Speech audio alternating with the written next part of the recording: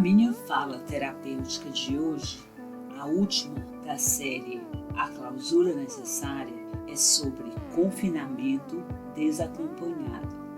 Eu sou Luíse Madeira, psicóloga, gravando para o canal New Me. Estar isolado, confinado e desacompanhado é uma condição bem complexa.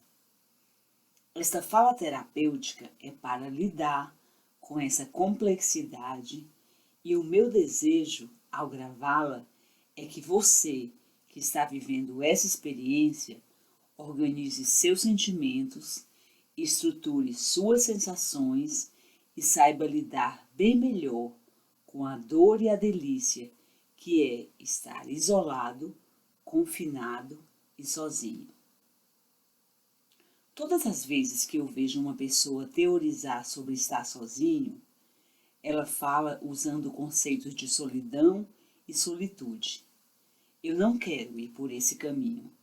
Eu vou me referir sempre à condição de estar sozinho e pensar de uma forma bem poética que cada pessoa que foi isolada num endereço, nessa pandemia, sem outra pessoa junto, tem sua própria experiência, seu jeito muito único de viver isso.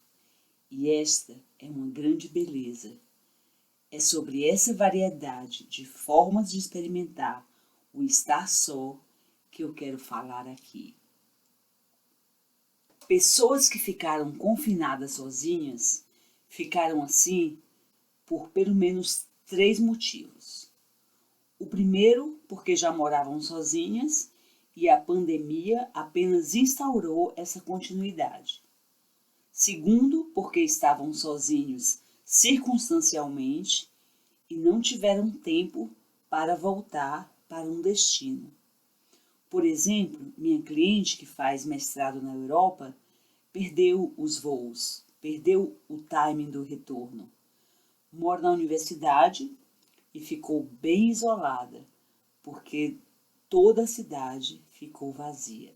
O terceiro motivo é porque quem estava com alguma pessoa que decidiu voltar para algum lugar de retorno e ela não tinha esse lugar de retorno para ir, ficou.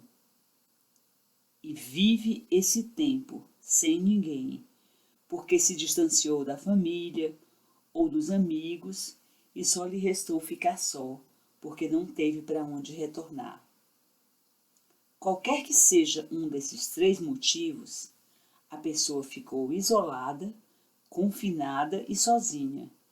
E isso tem vários aspectos para serem considerados. Tem uma coisa muito boa sobre isso. Tem algo muito especial em estar confinado sozinho. O nome dessa coisa é liberdade. Uma liberdade de estar, de fazer e de ser o que quiser dentro da casa. Nessa falta de liberdade de sair, restou uma grande vantagem. Eu posso fazer o que eu quiser. Sabe por quê? Porque é muito ruim estar confinado num espaço pequeno com pessoas que você não escolheria estar. E é por isso que estar sozinho gera uma grande prerrogativa de liberdade. E mesmo estando com a pessoa que você eventualmente escolheria estar, muitas coisas acontecem que podem se reverter e gerar o desejo da liberdade de solidão. Então, a descoberta da liberdade de ser o que se quer ser é uma das maiores vantagens do confinamento desacompanhado. Eu sei que há os que gostam e os que não gostam de ficar sozinhos, mas aos que não gostam, eu também acho que é uma boa oportunidade de aprender. Sabe por quê? Porque eu penso que as experiências mais difíceis da vida a gente vivencia mesmo é sozinho. Mesmo quando temos companhia, as pessoas só conseguem ir conosco até um ponto e depois a gente tem que continuar. Isso para mim começa bem cedo, na pré-escola, por exemplo. Você começa a ir com sua mãe, que espera até o dia que você já se sente pronto ou não, mas chega o dia de entrar só na escolinha. Isso vai se repetir muitas vezes ao longo da vida. Se alguém que está me ouvindo já esteve numa UTI, deve lembrar do quanto aquele momento era unicamente seu. Eu me lembro também de outra experiência, quando meus filhos cresceram e começaram a sair à noite dirigindo sozinhos. Meu marido é bem tranquilo e ele sempre achava tudo tão natural que a gente fosse dormir e eles chegariam e ficaria tudo bem. Mas eu, como mãe, ficava inquieta muitas vezes. E muitas vezes acordei, vi que eles não tinham chegado e sentia uma grande solidão de esperar. E eu pensava, meu marido está dormindo tranquilo, o pai não está preocupado. E esse é o momento de viver a solidão dessa espera sozinha. No entanto, a liberdade, como eu falei, é o ponto alto de estar sozinho. Isolado, confinado, sozinho, mas livre. Então, começando essa fala terapêutica valorizando a prerrogativa da liberdade, eu posso garantir para vocês que eu entendo muito, como profissional, a solidão do confinamento. Mas antes de falar sobre os problemas que tenho percebido no consultório, eu queria lhe dizer que muitas pessoas que ficaram confinadas com pessoas que elas não escolheriam, dariam tudo para estar no seu lugar. Acontece que mesmo pensando isso, o tempo vai passando e a imobilidade no mesmo espaço, muitas vezes apertado, sem a companhia física de alguém, tem trazido angústia, e não é pouca. Esta semana, que é mais ou menos um mês de isolamento para a maioria das pessoas, eu percebi em quase todo mundo um nível de saturação psíquica de isolamento.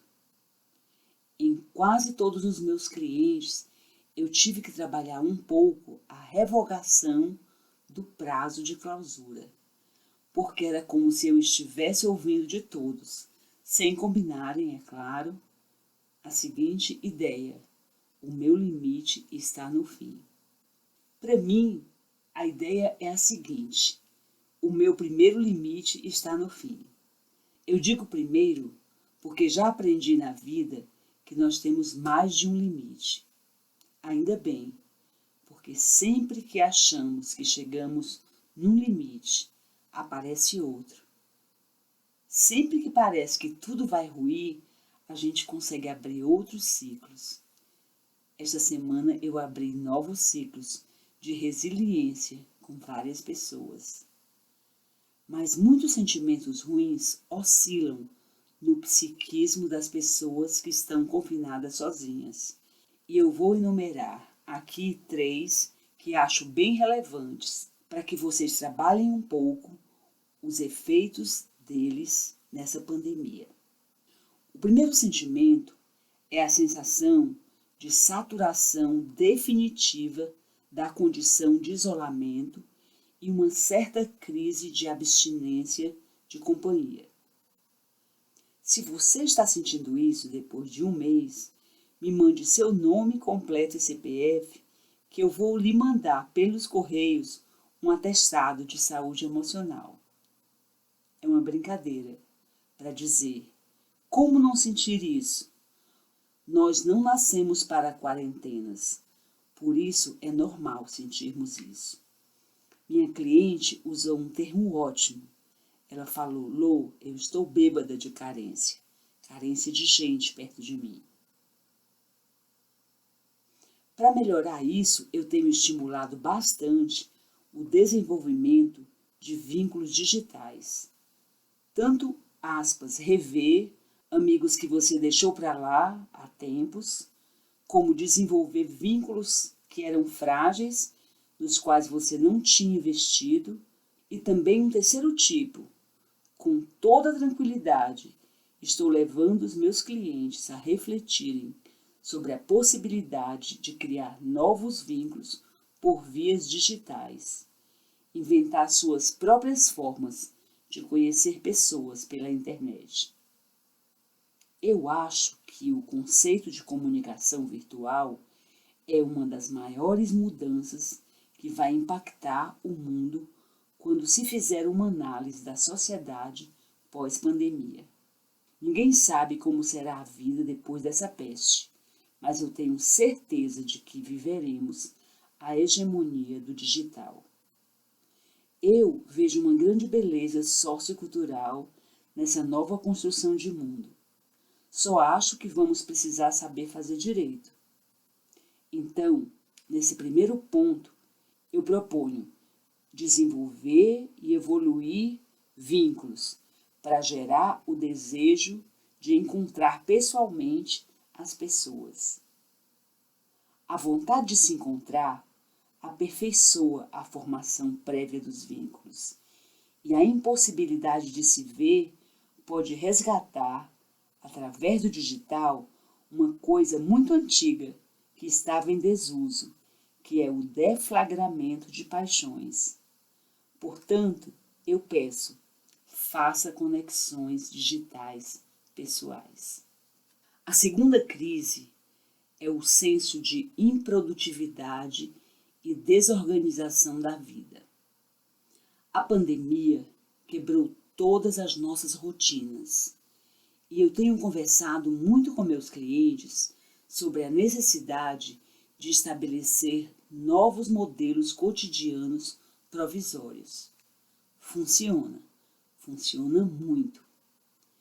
Eu considero que está indo melhor emocionalmente nessa pandemia quem não está passando o dia de pijama e que tem hora para fazer seu trabalho, que tem se alimentado direito, que tem conseguido fazer exercícios físicos e controlado o tempo que passa nas telas. Aqui eu preciso dizer que cada modelo é único e personalizado, mas a essa altura da clausura, você já precisa ter uma rotina provisória satisfatória, do seu jeito. Mas o que eu observo? Que quem está deixando a vida acontecer de forma aleatória está sentindo muito um desconforto de dias vazios. Não é para fazer um monte de coisas produtivas, não precisa. Basta parar para planejar o que vai lhe fazer sentir bem ao final do dia. Planejar o seu trabalho, o seu tempo, como vai fazer as suas tarefas. Planejar o que você quer comer, porque há uma tendência a tentar compensar algumas ausências de prazer no excesso de comida e de doces. Planejar seu sono, porque é um dos elementos bastante alterados quando a gente muda de rotina, mas que se ajusta quando a gente inverte e inventa a nossa nova rotina provisória. Planejar seu uso de telas, o que você quer assistir e o quanto você quer usar o celular. Planejar seu consumo de substâncias, porque há uma tendência a fumar mais, beber demais e com maior frequência por estar sozinho. E planejar, inclusive, seus momentos de autoerotização, de descargas sexuais, porque isso ajuda bastante a equilibrar o psiquismo no isolamento. A terceira crise, e mais inquietante para mim, é a sensação de falta de sentido da vida. O isolamento pode trazer melancolia, e eu me preocupo muito com quem já tinha quadros depressivos, não tratados, ou com os que negligenciaram suas medicações ou processos de terapia. Diferentemente do que a maioria dos meus colegas recomenda, eu discordo com muito respeito da ideia de quem pensa isso. Eu não acho que esse é um tempo bom de se começar uma terapia. Sinceramente, eu não acho. E tenho explicado isso para muitas pessoas que têm me procurado com esse intento. Explico com muito cuidado para não parecer que estou rejeitando, mas sobre isso eu penso que o que a gente pode fazer, o que vocês podem fazer, é conversar com alguém, um profissional ou algum tipo de serviço disponível para aplacar o sentimento de desconforto. 2 ou 3 sessões, uma conversa, 2 conversas, porque eu acho muito inapropriado começar um processo de terapia.